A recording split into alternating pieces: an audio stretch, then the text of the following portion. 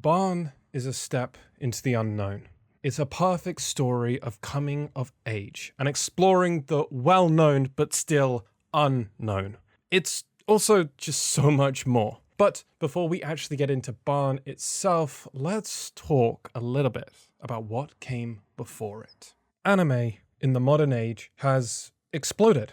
It's more popular outside of Japan than it is in Japan. There are now more anime in 2 seasons than we used to get in a whole year. The sheer range of shows and their availability is more abundant than ever. And YouTube has always been a melting pot for ideas, for animation, and short films. If you're old like me, you'll remember Salad Fingers, Homestar Runner, Charlie and the Unicorn, weird, wonderful, internet flash, and I loved it. This also doesn't even begin to address the sheer factor of recent years between channels such as Glitch with their series Digital Circus and the new business model of creating a show and selling merchandise to fund the series. We've also seen countless but highly beloved one-off or short series such as Dungeon Flippers, Mech West, and Long Gone Glutch. There's an even smaller number of creators who are incredibly hardworking in their own right, and with a little bit of luck on their side, who have happened to even make feature-length series such as Smiling Friends, Has Been Hotel, Bee and Puppycat, and The Legend of Vox Machina, just to name a few. This is to say, this isn't the first time anime has been fully released on YouTube. Channels like It's Anime Power by Rimro have been posting anime for over a year. They're most well known to being My Dear Friend Naokatan.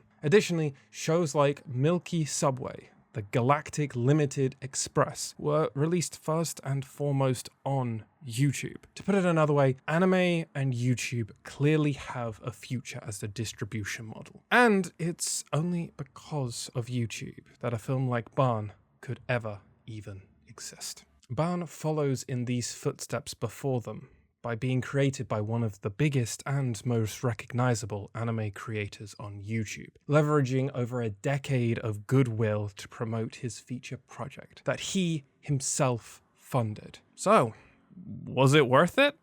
Was it any good? And what is it all about? Well, to rip off the band-aid, the title wasn't clickbait. Bâan is perfect, but in what it set out to be and to do.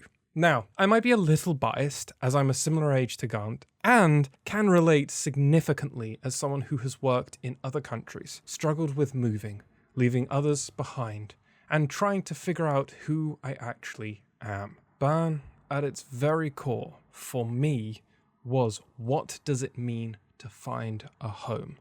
And where do you actually belong? For some, you have to go far to find it. You felt like you just didn't really mind where you grew up, but you just didn't see a long-term future there either. Sometimes you need to remove yourself entirely to know what you've left behind. Not that you've taken it for granted, but rather that you need to overcome any troubles to know for yourself if you truly belong. Bâan isn't the typical coming of age. Instead, it's young adults trying to work out what they each want from a home. Those melancholy moments of isolation, loneliness, disappointment, resentment, and even wondering, was it all worth it? But to also have that positive polar opposite effect, the joy of overcoming those struggles, working things out for yourself, and even if you end up moving back home, that doesn't actually mean you failed. Rather, it's that beautiful moment where you can take those learnings back with you. It's that same reason why so many of us travel. And even more so,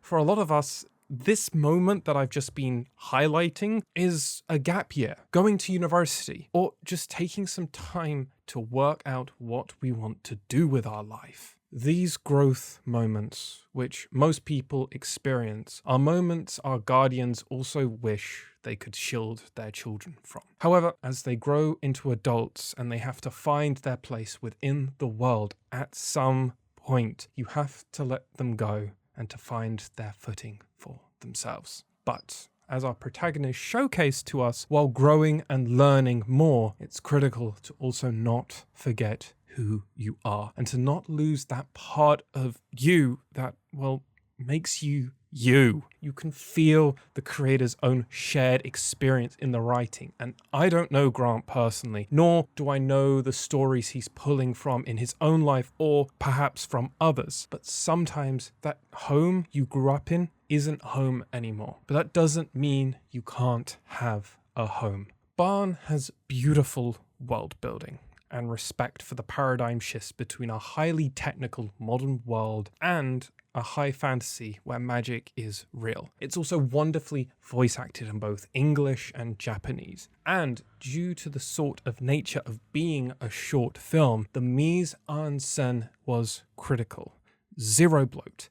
Every shot had a purpose. Every word spoken, even with the ending and the starting credits representing while this chapter is ending, that doesn't mean it's the end. Instead, it's a new beginning. And I'm not about to give a whole story breakdown.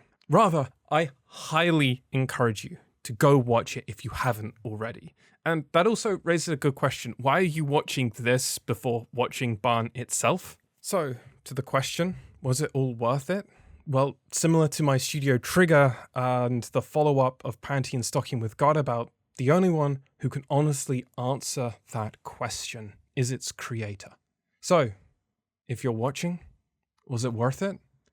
Would you do it all again, but perhaps even bigger?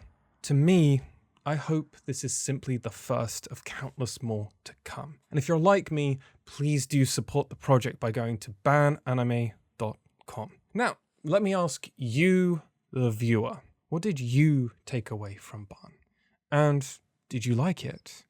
But with that all said, thank you so much for watching, and I'll see you all very, very soon.